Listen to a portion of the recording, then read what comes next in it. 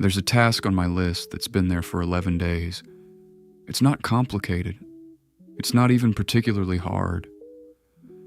I know exactly what needs to be done, roughly how long it'll take, and why it matters. And every single day I open my list, see it there, feel a small contraction somewhere in my chest, and move on to something else. I've reorganized my entire workspace around it. I've done 3 other things that didn't need doing yet. I've researched tools I don't need, read articles tangentially related to it, and had 17 mental conversations about why today is not the right day to start. If you ask me why I haven't done it, I'd probably say something about timing, or energy, or needing a longer block of uninterrupted time. All of it is true. None of it is the reason. The reason is something quieter and more specific, and it took me a long time to be honest enough with myself to see it. Procrastination is not laziness wearing a different coat. It's a message, and it's almost always saying something worth hearing. The standard narrative about procrastination goes like this. You have something to do. You don't do it. Therefore, you lack discipline, focus, or motivation. The solution is to build better habits, create stronger systems, or simply try harder. This narrative is not only unhelpful, it actively makes the problem worse, because it frames procrastination as a character flaw, something to be overcome through willpower, something that reveals a weakness in you that needs to be corrected. And when you believe that, every act of procrastination compounds. You don't just avoid the task, you avoid it and then feel bad about avoiding it. And feeling bad about it makes starting even harder, because now the task carries not just its original weight, but the accumulated weight of all the days you didn't do it. The guilt becomes its own obstacle. I spent years in that loop, working harder on the discipline side of the equation while ignoring the signal underneath completely. The signal was there the whole time. I just didn't know how to read it. Here's what I've come to believe. Procrastination is your nervous system's way of protecting you from something it perceives as threatening. Not physically threatening, psychologically threatening. And the nature of the threat tells you exactly what's going on. There are a few common ones. The most obvious is fear of failure. You don't start because not starting means you can't fail. The unfinished project is still perfect in theory. The email unsent can't be rejected. The business unlaunched can't collapse. Procrastination in this case is a preservation strategy, keeping the possibility alive by never testing it against reality. Then there's fear of judgment. You don't publish, don't share, don't show the work because once it's out there, people can have opinions about it. And opinions feel dangerous in a way that's disproportionate to the actual risk. But the nervous system doesn't work in proportions. And then there's the one that doesn't get talked about as much, the one that's been most present in my own life. Perfectionism. Not the kind where you redo things endlessly until they're good enough. The earlier kind.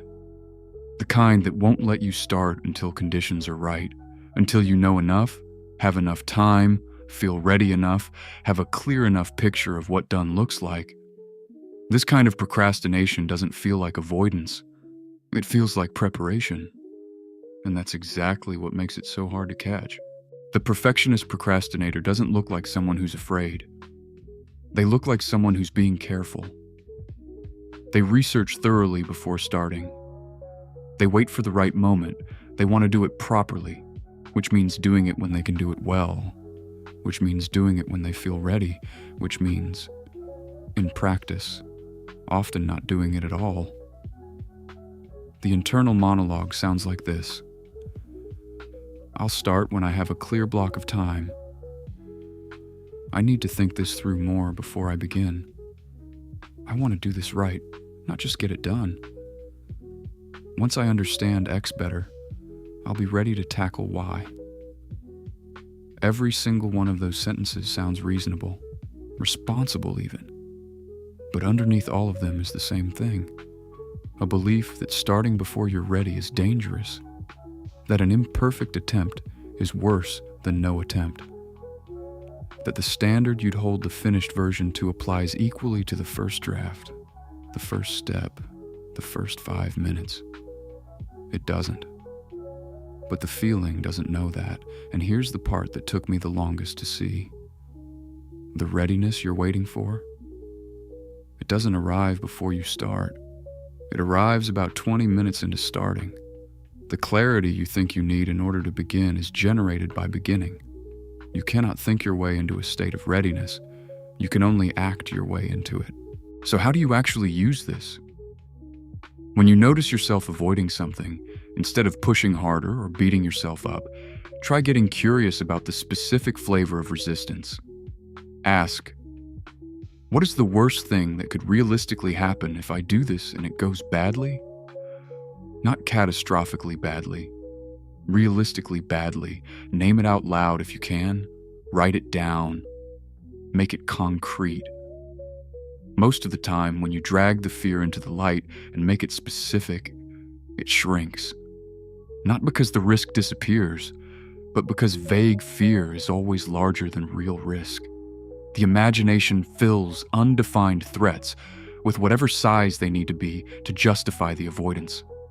A specific, concrete, realistic worst case is almost always survivable. Usually it's recoverable. Often it's less bad than 11 more days of the task sitting on the list. The second question is, what would good enough look like for this? Not perfect. Not your best work. Not something you'd be proud to show indefinitely. Good enough. Functional. Done. For the perfectionist procrastinator, this question is uncomfortable because it forces a confrontation with the real standard, which is often not excellent but beyond criticism. And those are very different things. Excellent is achievable. Beyond criticism isn't. Nothing is beyond criticism. Releasing the need for the latter is the only way out of the loop. I still procrastinate. I want to be clear about that. Understanding the mechanism doesn't make it disappear, but it changes the relationship. Now, when I notice myself avoiding something, there's a moment, sometimes just a few seconds, where I can get curious instead of critical, where I can ask what's underneath instead of immediately reaching for discipline as the solution. And that moment of curiosity does something that willpower never could. It makes the task smaller, not by changing the task, by reducing the psychological weight attached to it, by separating the work from the story I'd built around the work, the story about what it would mean if it went badly, what people would think, whether I was ready. The task was never the problem. The story around the task was the problem. And stories, unlike tasks, can be rewritten. Block 07 in Saramanhu. That task that's been on my list for 11 days, I know what it's telling me. It's telling me I care about it enough to be afraid of getting it wrong, which means it matters, which means it's worth doing imperfectly. The cartographer doesn't wait until they understand the entire territory before drawing the first line. They start with what they can see from where they're standing. They draw that. And the act of drawing it reveals a little more of what comes next. Readiness is not a prerequisite for starting. It's a consequence of it.